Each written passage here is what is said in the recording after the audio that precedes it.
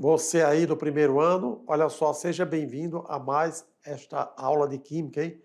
Essa é a aula de número 37, onde você vai dar continuidade, tá bom? Sobre funções inorgânicas. Vocês aprenderam ácidos e bases, na verdade? Agora vamos partir para o quê? Para sais. Sais, da parte 2, hein? Então, o sais, você viu que se obtém pela reação de neutralização de um ácido com a base. Agora, em sais, parte 2, né? Vamos verificar que nesta aula você vai aprender sobre o cloreto de sódio, o sal nosso de cada dia, sobre a dureza da água e também a química dos sabões. Exemplos. Exemplo de sais que conseguem limpar algo, né? Ou seja, através da química, procuramos ver o que os sais têm a ver com a limpeza. Tá joia? Nessa sequência, o cloreto de sódio, o sal nosso de cada dia. Por que o sal nosso de cada dia? É o sal que se utiliza diariamente, com muita frequência, nos alimentos, né? Tudo que quer salgar, o cloreto de sódio é o sal indicado. Portanto, não devemos utilizar qualquer sal, tá bom? Então, isso é bom lembrar aí, viu? Para você, junto à sua família e tal. Não utilizemos qualquer sal para utilizar nos alimentos. Nós não podemos usar qualquer sal nos alimentos. Então, somente o cloreto de sódio, ele é indicado, pois ele é um sal inorgânico, tá bom? Que ele tem propriedades características para usar na forma de condimento, né? Na forma de deixar o alimento próprio para o consumo. Existem vários tipos de sais, existem muitos sais, mas somente o sal de cozinha, popularmente conhecido como cloreto de sódio, é o indicado para o consumo através dos alimentos. Vamos ver lá? Então, ele é um sal inorgânico, formado através da ligação iônica entre o sódio e o cloro, conforme vocês já observaram, né? O sódio, ele tem número atômico, olha aí, 11, ele tem um elétron na última camada. E o cloro tem 7, então, quando o sódio doa um elétron, se torna o cátio mais 1 e o cloro, ânion menos 1. Aí sim, quando ele se une, sódio doando, o cloro recebendo, nós temos então o cloreto de sódio. E a partir do cloreto de sódio, sabemos que são produzidas diversas substâncias, como o gás cloro, o hidróxido de sódio, o sódio metálico, o carbonato de sódio, entre outros. Por quê? Existe, por ser um composto iônico, o sódio, quando ele fundido, quando ele derretido ou dissolvido na água, ele consegue formar soluções eletrolíticas, soluções onde elétrons são transferidos, ok? Íons, e assim, através dos íons, e assim outras substâncias se formam no processo denominado eletrólise, né? Eletrólise quer dizer decomposição de substâncias com a passagem de corrente elétrica. Então, essa é a técnica utilizada para o cloreto de sódio, quando dissolvido na água, se transforma, como chamamos, em salmoura. Tá? E aí, através da passagem de corrente elétrica, o cloreto de sódio se decompõe em outras substâncias, como formando cloro, hidrogênio, hidróxido, enfim, tá certo? Agora, o sal de cozinha, ele está presente em misturas de diversos sais que existem na água do mar. Por quê? Quando a gente fala que a água do mar é salgada, porém, não é só cloreto de sódio que existe. Existem vários outros sais presentes na água do mar. E assim sendo, Entre essa quantidade, o cloreto de sódio está em maior quantidade na água do mar. Então, geralmente, ele apresenta maior proporção, né? Maior percentual quando se trata da água do mar. E lembrando, não é todo o oceano que tem cloreto de sódio nas mesmas quantidades. Depende das regiões, porque depende também do subsolo, e, enfim, os metais, né, que estão no subsolo, com a presença da água, vai dissolvendo e vamos concentrando, então, o cloreto de sódio naquela água, tá? Aqui é só para ilustrar a figura do sal de cozinho, né? Ele está cristalizado já, ele já está refinado, porque que ele obtém o sal de cozinho, o cloreto de sódio. A água evapora, né? A água do mar ela é represada, e aí quando evapora a água fica somente o sal, e aí depois ele é refinado, ele é tratado para depois então disponibilizar para o consumo alimentício, etc. Né? Sendo assim, o cloreto de sódio é também encontrado na natureza associado com outros sais que podem ser de cálcio, sais de magnésio, de potássio e ferro. Por quê? Porque esses elementos químicos, eles constituem metais. E quando se trata de metais, eles estão no solo ou no subsolo. E quando a água atua nessas superfícies, solubiliza esses ferros, esses metais, potássio, magnésio e tal, e aí passa a formar outros sais desse metal, que além de cloretos, pode ser sulfatos, outros e outros, tá certo? Eu estou ilustrando isso aqui, lembrando, para não ficar limitado somente no que nós estamos colocando, que é somente o sal de cloreto de sódio que existe na natureza. Isso aí realmente não é verdade, tá bom? Aqui algumas propriedades dos sais, do cloreto de sódio, exclusivamente aqui no caso do NaCl. É bom vocês observarem que o cloreto de sódio, ele se funde, quer dizer, tem uma temperatura de fusão 801 graus. Né? A temperatura de ebulição para ele evaporar chega a 1413, isto é, o sal na temperatura ambiente ele é sólido, né? Conforme vocês viram, cristais brancos, etc. Ele só derrete-se, ele só funde-se quando a temperatura chegar a 801 graus. E aí, depois de chegar, de passar sólido para líquido a 801 graus, ele só passa para a fase gasosa através da temperatura de ebulição a 1413 graus. A densidade do sal, a 20 graus Celsius aproximadamente, é de 2,17 gramas por mililitro. O que acontece? Um volume de 1 mililitro ou 1 centímetro cúbico de sal, se você leva na balança, corresponde a uma massa de 2,17 gramas. Densidade é uma propriedade específica, tá bom? Onde cada substância, a uma dada temperatura, somente aquela substância apresenta aquela densidade. Com relação à solubilidade na água, bom, depende. A 20 graus é possível solubilizar 35,82 gramas de sal quando a temperatura for 20 graus Celsius. E aí nós sabemos que a solubilidade do cloreto de sódio aumenta à medida que vai aumentando também a sua temperatura. Então, se a 20 graus Celsius solubiliza 35,82, em 100 graus Celsius solubiliza quanto? 39,8 gramas. Vai aumentando. E à medida que a temperatura vai aumentando, mais massa do cloreto de sódio são solubilizados, tá bom? E aí,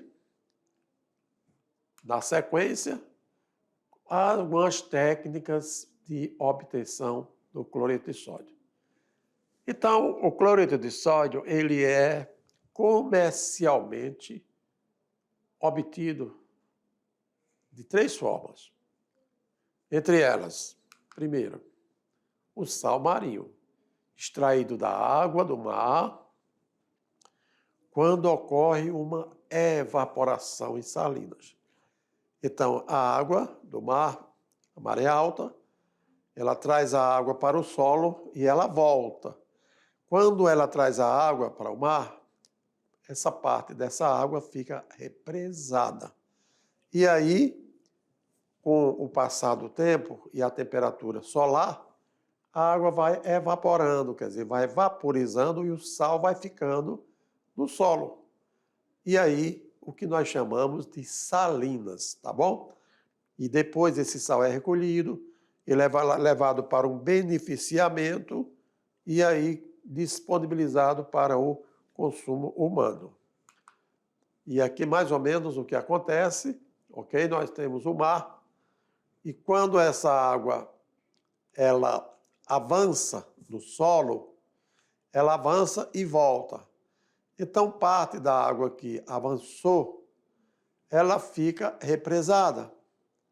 E com o passar do tempo, com a luz solar, o solo vai secando, o sal vai ficando cristalino e depois é possível coletar esse sal e levar para a purificação dele, o beneficiamento dele, para que possa disponibilizar para o consumo humano. Então, nós estamos vendo aqui uma foto de salinas, como se fossem salinas, as regiões onde é extraída a água do mar, quando a mesma é evaporada e retém-se apenas o sal rico em cloreto de sódio, tá bom? Na sequência, nós temos a famosa salgema. O que é salgema? Pela exploração do mineral halita. Então, geralmente, olha aqui, quando eu falo exploração, salgema, então é em profundidades do solo, é possível se obter minerais. Quando fala minerais halitas, é porque pode ser o halita, quer dizer, pode ser cloreto de sódio, pode ser brometo de sódio, iodeto, porque a palavra halita vem de quê? Vem dos halogênios, flúor, cloro, bromo, iodo, etc., né? Então, se alguém entender o que é realmente halitas. E aí o cloreto de sódio ele pode também ser obtido, ele é obtido porque ele é sólido na temperatura ambiente, só se fundindo a 800 e poucos graus. Então, veja aí, em profundidades, né? Em regiões que ficam, digamos, subterrânea entre as rochas, se obtém, então, esse tipo de minério. Minério, quando a gente fala, são misturas de substâncias e materiais sólidos obtidos, né? E aí, o sal misto, né? Quando a gente fala em sal misto, então nós lembramos de, olha aí, alguns depósitos onde encontram misturados outros minerais. E é bom lembrar que estes minerais geralmente constituem compostos formados cuja estrutura molecular ou iônica por 2 cátions diferentes, desde que o cátion não seja o hidrogênio, quer dizer, exceto o hidrogênio, ou seja, você tem 2 íons positivos, desde que não seja o hidrogênio. Então, será o quê? 2 elementos químicos pertencentes aos metais. Ou assim, 2 ânions, de forma que não seja OH-. Exemplo. Então, olha aí. O NaKSO4. Na tem carga mais 1, potássio tem carga mais 1, SO4 tem carga menos 2. E aí nós temos o sulfato de sódio e potássio. É um sal misto, onde existe 2 cátions, que nenhum é o hidrogênio, e apenas o ânion, né? E aí, quando esse sal misto ele é colocado em água, digamos assim, existe a separação desses íons, e aí, olha lá, o Na+, o K+, o SO4, 2 menos, né? Porque a soma das cargas no composto tem que dar 0. Mais do potássio, mais 1 do sódio, mais 2, menos 2, 0. Então, isso é um sal onde existe mais de um cátion em relação aos sais normais, como o NaCl, que só tem um cátion e um ânion. Tá joia? O sal-gema e a evaporação da água dos mares em salinas são as principais formas de obtenção do sal. Então, aí, seja através de perfuração das rochas, do subsolo, através de um processo chamado sal-gema, ou seja através das salinas, onde a água ela avança na superfície, fica retida e evapora. Tá joia? Então, quando a gente fala o sal-gema em alto mar, claro que temos que passar toda a parte líquida, atingir o subsolo e alguma profundeza do subsolo, tirar esses minerais. E aí daí retiramos então cloreto de sódio e outros sais diversos, e assim sendo. Você sabia? Será que você consegue refletir um pouquinho sobre olha aí, que é obrigatório por lei adicionar em nosso sal de cozinha certa quantidade de sais de iodo, pois a falta do iodo na nossa alimentação pode desenvolver uma doença chamada de bócio. E esse bócio consiste na inflamação das glândulas, que é a tireoide, né? Do pescoço, na parte inferior. O que acontece? Mesmo o sal de cozinha sendo produzido, então ele é purificado e na hora do refino, na hora que ele vai ser disponibilizado para o consumo humano, então adiciona-se certas quantidades de compostos que tem o quê? Que tem iodo. E aí, quando se alimenta, o iodo no organismo, ele inibe a presença do bócio, né? Que se não fosse o iodo na composição do sal, com certeza iríamos ter problema da glândula de tireoide. Com relação aos sais e algumas aplicações, então nós sabemos que existem vários tipos de sais. Lógico, o do alimento é basicamente o cloreto de sódio, o popular NaCl. Mas existe também o carbonato de cálcio, né? CO3 é o ânion, o carbonato, e o cátion é o cálcio, então o carbonato de cálcio. Geralmente, o carbonato de cálcio, ele faz parte da composição da casca de ovos, então está presente lá. Está presente também, é o componente principal do mármore, constitui o calcário e também nas pérolas dos recifes de coral. O que acontece? Esse sal ele está presente, geralmente além da casca do ovo, nos calcários, nas regiões de construção civil, né, onde o mármore está presente e tal. É tanto que a casca do ovo, né, existe esse sal para dar fortalecimento, né, aos ossos, etc. e tal, as articulações, enfim. E ao ser aquecido, quando atinge a temperatura de fusão do CaCO3, ele sofre uma decomposição e passa a produzir o cal de parede chamado o CaO, que é o óxido de cálcio. Então, a partir do CaCO3, aquecendo-se, ok? É possível se obter o CaCO3, né? E de que maneira? Geralmente se obtém assim, ó. O CaCO3, que é o carbonato de cálcio, em alta temperatura, se obtém o óxido de cálcio, daí a palavra cal. Quando você vai buscar o cal, olha aí, CaO cal, mas o nome oficial é óxido de cálcio, porém utilizado como componente principal do cal de parede. Mais o quê? Mais CO2.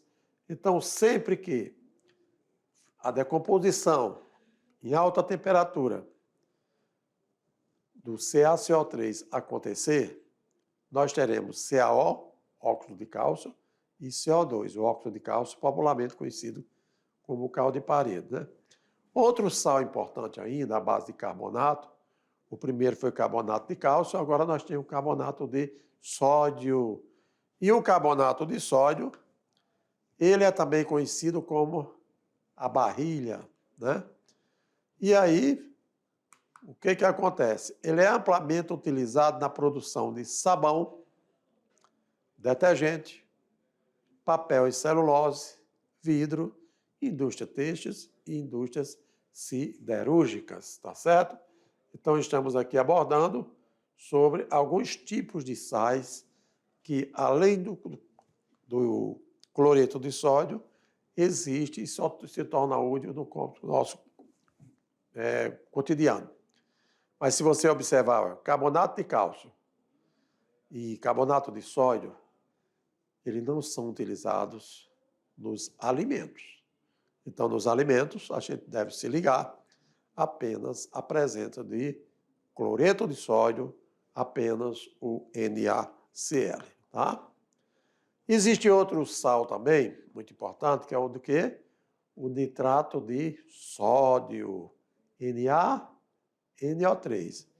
Ele é empregado como conservante de carnes enlatadas ou então defumadas, né?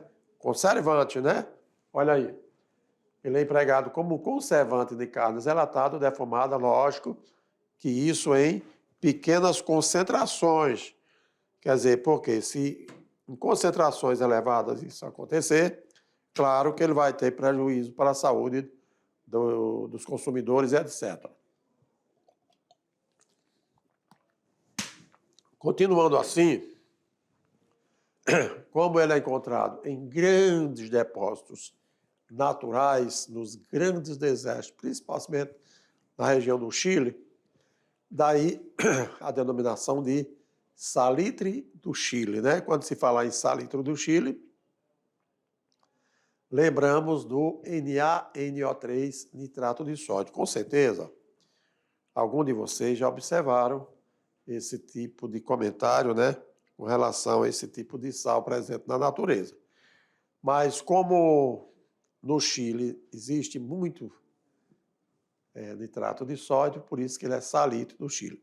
Assim como a prata, né? Vocês sabem que na Argentina existe o Vale da Prata. Então, por isso que sabemos que a Argentina, uma determinada região de lá, é um dos maiores produtores de prata do mundo, né? E agora no Chile nós temos o sal nitrato de sódio, mas o nitrato de sódio ele é utilizado como conservantes enlatados e enlatados, mas não pode ser colocado no feijão, no arroz, rotineiramente nos alimentos, né? Outro sal muito importante no dia a dia chama-se sulfato de alumínio. Quando falamos carbonatos, a gente falava o quê? CO3. Quando falamos nitrato, falamos NO3. Isso aí todos são ânions, né? E quando falamos sulfato, é o SO4. SO4, o NOx dele é -2, tá certo? E como o alumínio tem NOx 3, por isso que fica o quê? Al2, SO4, 3.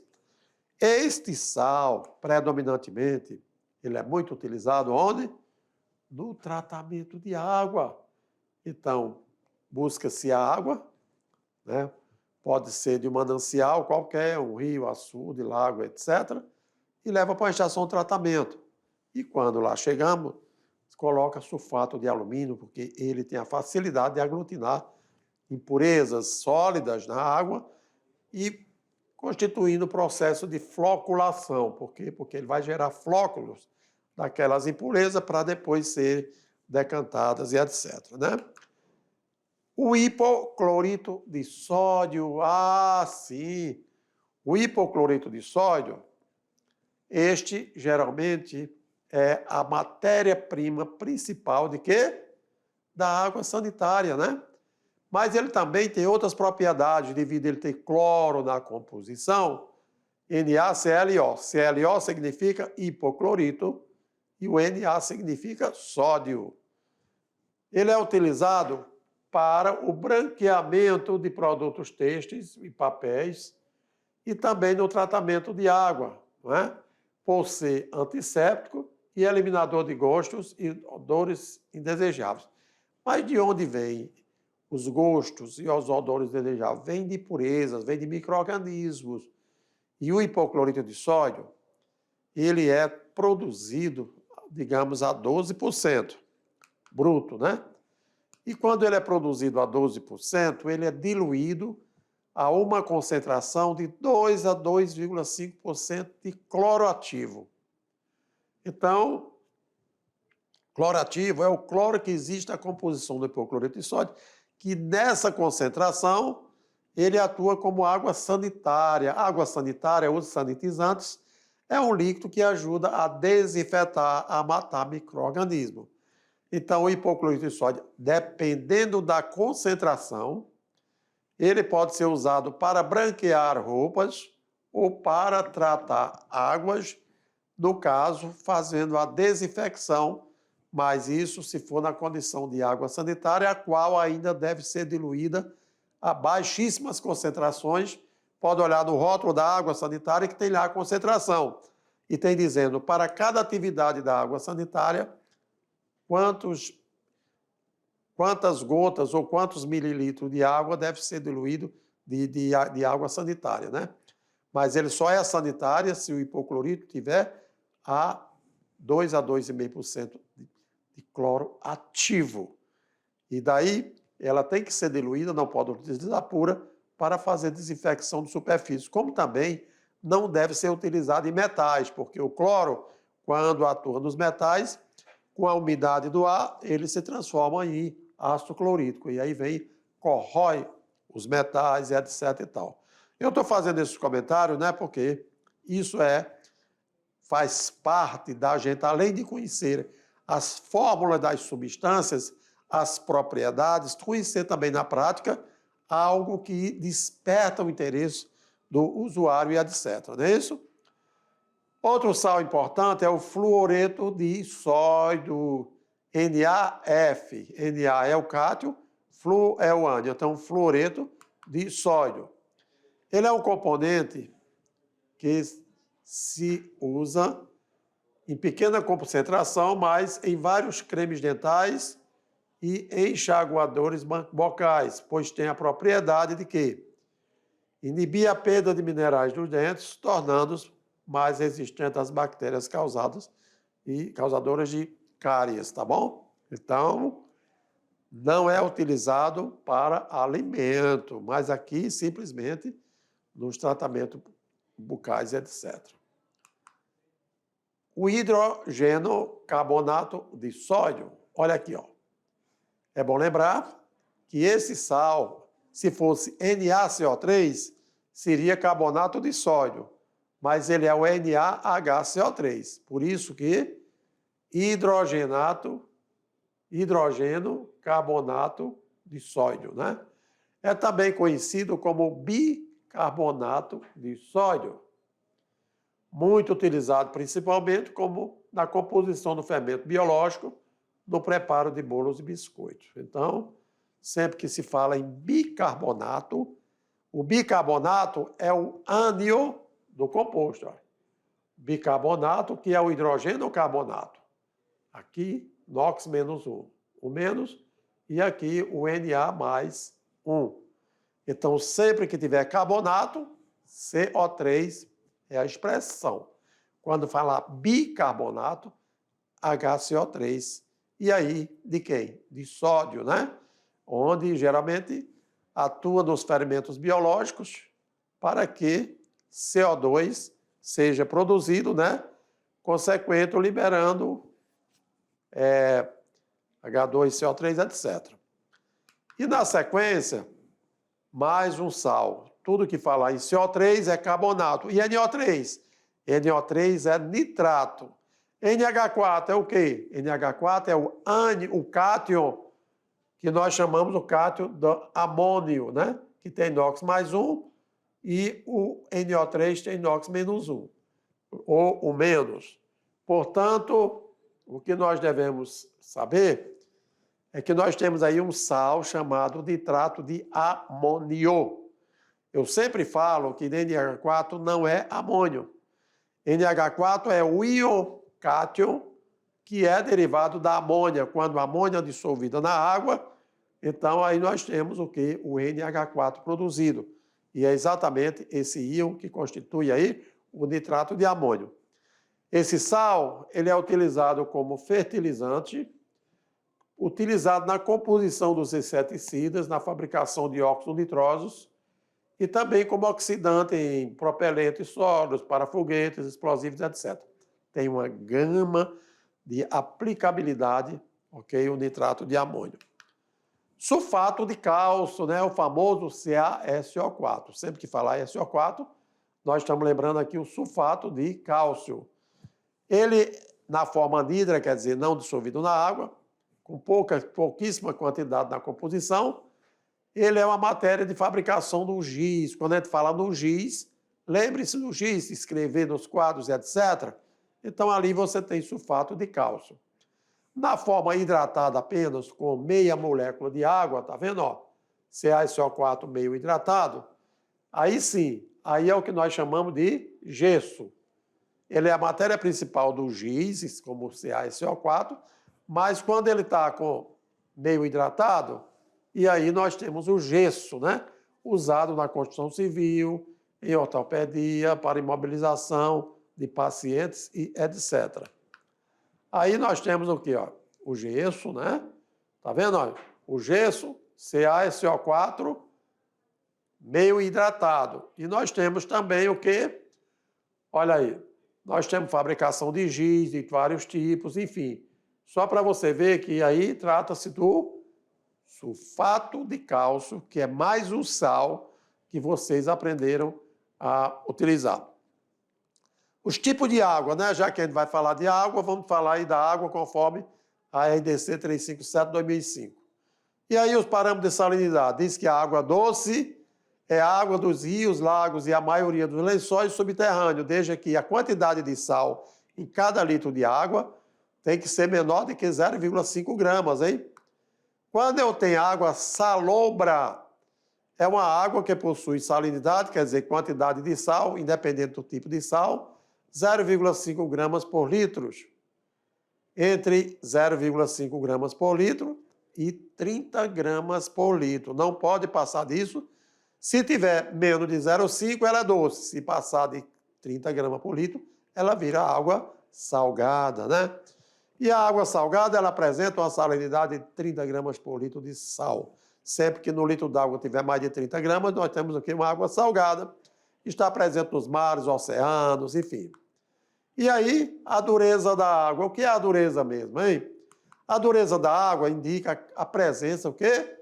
Principalmente dos íons cálcio, magnésio, ferro e estrôncio. Maior quantidade, geralmente o cálcio e o magnésio, por isso que a água é dura. E as águas com dureza elevada, elas normalmente estão presentes em regiões que apresentam solo rico em quê? Calcário. Calcário é o quê? CaCO3, por isso a presença de muitos cálcio naquele meio. E você sabia que a presença da dureza na água facilita a incrustações nos sistemas de água quente, como caldeiras e etc.? Sendo assim, a água dura ela não propicia a formação de espuma do sabão. Por quê? Porque os sais reagem com o sabão, dando uma precipitação de insolúvel. Quer dizer, o que existe no sabão para solubilizar algumas impurezas na água, então isso não acontece, porque os sais que tem naquela água inibem a ação do sabão, prejudicando, portanto, a limpeza, não é isso? E uma água que contém mais de 500 miligramas por litro de sais, como o CaCO3, não mata a sede, dificulta a digestão e não pode ser utilizada para alguns fins domésticos, como lavagem de roupa, cozimento de legume e etc. e tal. Com relação à classificação da dureza da água, nós sabemos que uma água é mole. Olha aí, a concentração é parte por milhão ou miligrama por litro, hein? Então ela é mole quando a dureza tiver, ou seja, quando for menor de 50 miligramas por litro. 50 miligramas de quê? De sal em litro de água. Dureza, ou seja, dureza, ela é dura e moderada. Quando a dureza estiver acima de 50 miligramas e abaixo de 150 miligramas por cada litro de água. Se a dureza estiver acima de 150 e menos 300, ela é dura. E ela é muito dura se a quantidade de sais na água for acima de 300 miligramas por litro. Então, essa é a classificação que nós temos, porque a salinidade e a dureza das águas geram problemas para a indústria, geram problema para a irrigação e também para as outras aplicações. Tudo bem? Somente para você saber a importância da função orgânica, inorgânica, sal que nós estamos trabalhando. E aí, por que a água do mar é salgada, né? Eu acho que vocês devem, eu já comentei até, porque nós temos várias explicações. Porque na água do mar existem íons de várias maneiras, né? O sódio, sempre sabemos, porque o cloreto de sódio, etc. Olha aí, o sódio, 30,61%. Cloreto, 50,04%. Então, quando eles se unem, nós temos o quê? Maior percentual de cloreto de sódio. Magnésio, 3,69%. Cálcio, 1,16%.